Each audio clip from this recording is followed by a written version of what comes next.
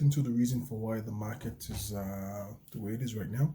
First, we should. It's important to break down the aspects of the market that are actually doing pretty good right now, because not all aspects of the market are equal. So duplex and detached under 700,000, those are flying off the shelves. 1 million plus, they're also doing pretty well. Once you hit 2.5 above, it slows down a bit, but still, you know, beyond doing pretty good for 2.5 plus. Luxury 2 still doing pretty good. And then we look at townhome. From here, for townhomes, it's kind of where we begin to see a different market. Townhomes are just okay, and neither hot, neither cold. To sell, you gotta be priced.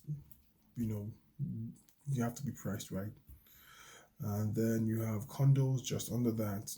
I don't want to use the word dead, but by and large, the condo market is kind of dead.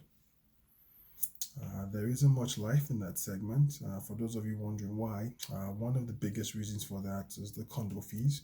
People are kind of beginning to get fed up of condo fees and condo boards. People are also catching on to the fact that after you add condo fees to your mortgage, and considering the fact that it goes up, pretty much almost every year or thereabout, when you add the condo fees to your mortgage, you find out that your total house spend at the end of the day is pretty close to what you would have been spending if you had just gone for a house that is not a townhouse. If you're going for a duplex, an attached home that's not a condo, the spend is about the same. So people are catching on to that, and and the general conclusion is that anything with a condo fee is not making sense anymore. The second one, particularly just for the condos, the market for condos is oversaturated. Now, if you drive through new and some of the newer communities, you will find at least one condo project per community. And in some communities, like in Skyview, you're looking at least 4 or 5 condo projects going. And then that's on top of another 1 or 2 townhomes projects in addition to that. And that's just one community. And then we have condos going on, new condos going on in the downtown and also in the inner city communities. We also have a few projects. So like there's too much. There's too much. So supply right now and supply to come over the next 1 or 2 years as the current crop of condos are built out. Um, its supply is just up. Supply is up here, and it's going to keep on rising, whereas demand is right here, and it's going to keep on dropping because less and less people are entering that particular market space.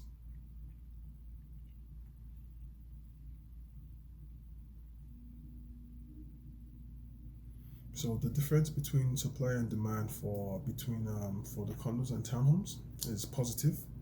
So meaning we have an oversupply, and whereas demand is right here, so the supply is positive. Behind the softening of prices in that space. So for the other product types, supply is down here, demand is right here. So we have an undersupply, hence the uptick in prices that we've been experiencing across the board for duplexes and attached sectors. So some people are wondering what's responsible for the undersupply that we have, because to many people it kind of seemed like something that came out of nowhere and just blindsided many. Well, the first reason for this you have to look at is the interest rates.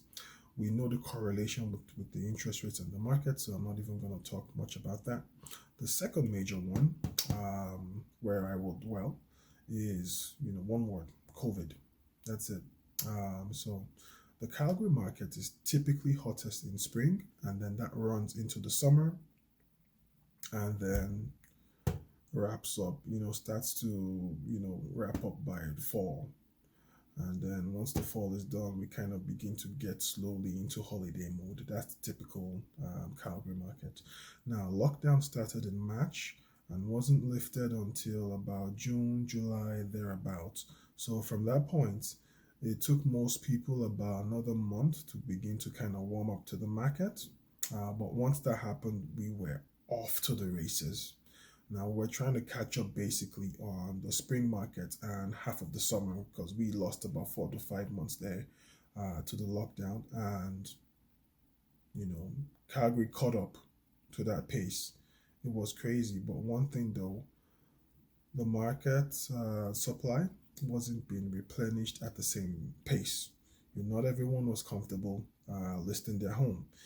If you if you had someone vulnerable in the house and you didn't need to list, you would not list your home because the same thing, COVID.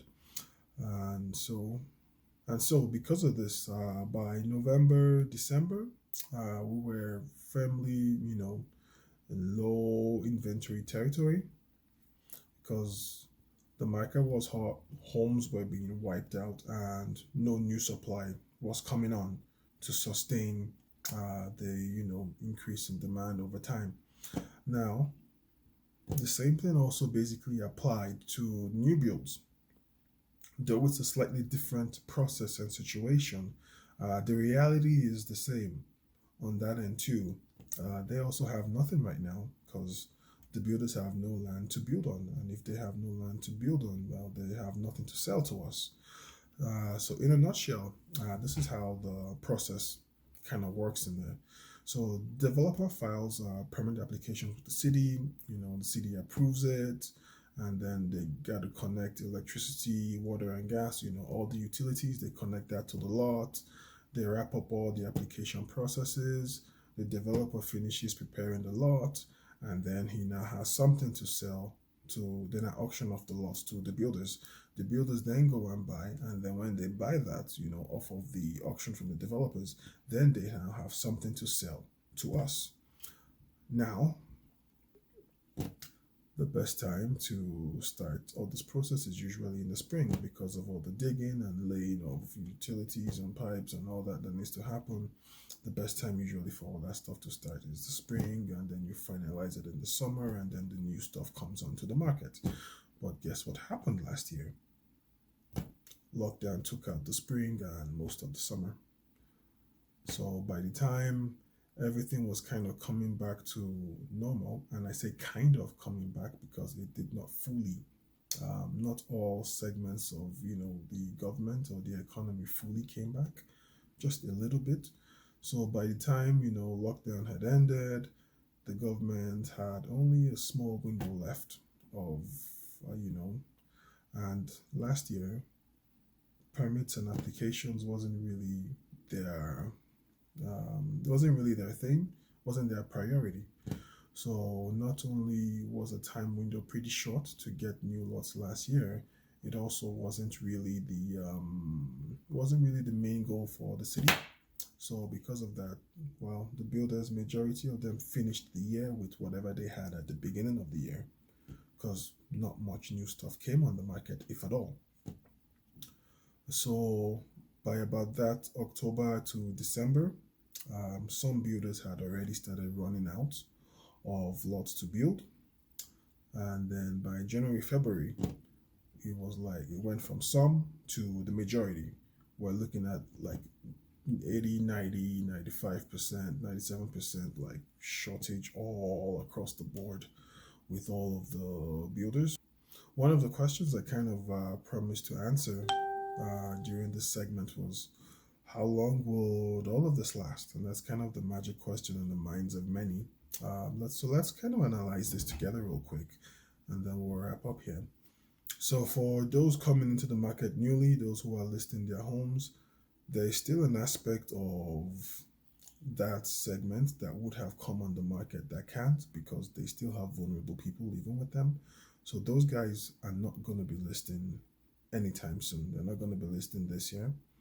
They will not be listing until at least COVID vaccines have gone around at least 90% of the population. Then they're going to feel safe enough to put their homes on the market. So that's like, I don't know, maybe that could be 10, 20, 25% of the listings that would have come on the market this year. I don't know, but that's like a complete write-off. Those guys are not coming on the market.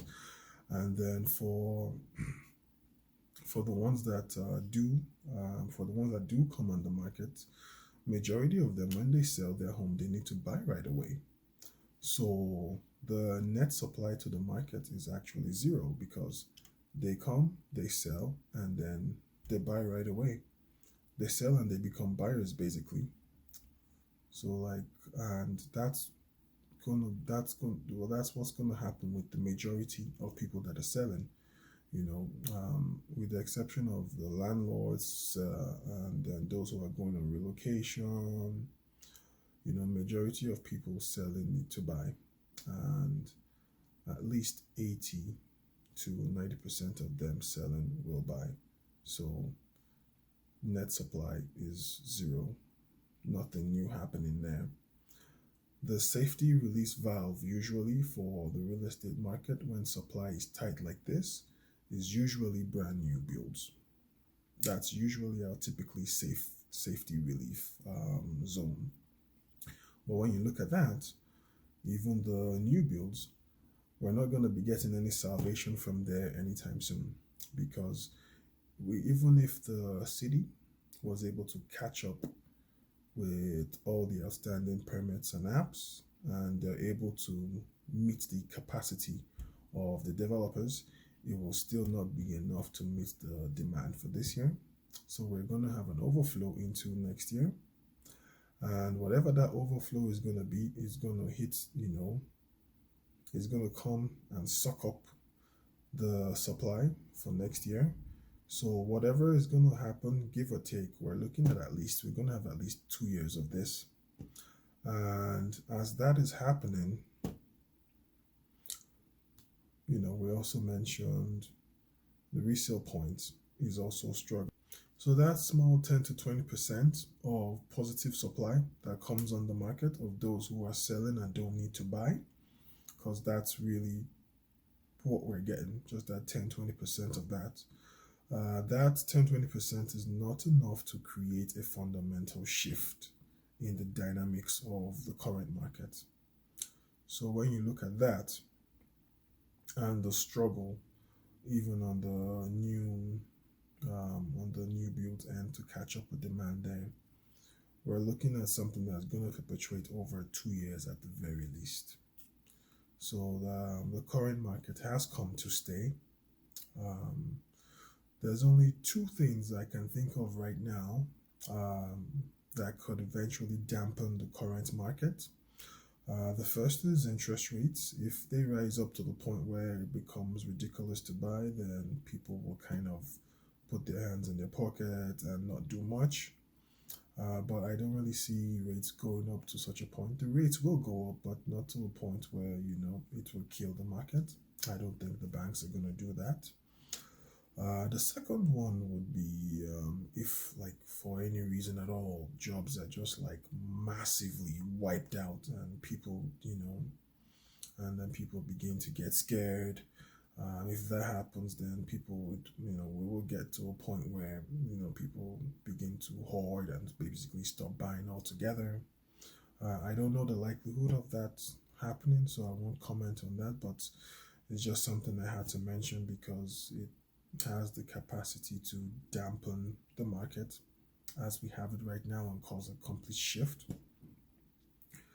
But by and large, to the sellers out there, congratulations.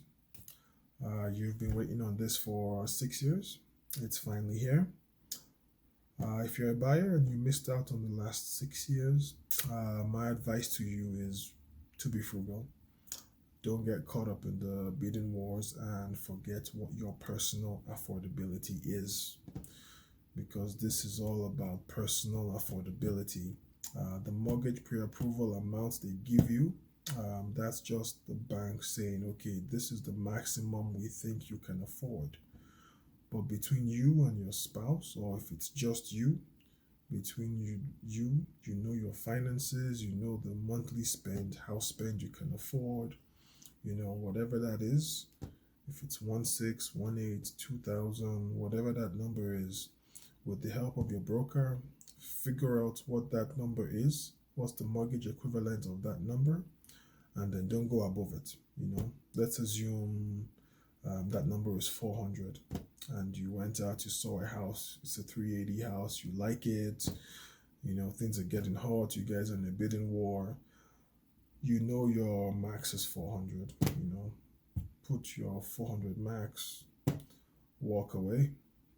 If the bidding war goes above 400, then the house is not for you.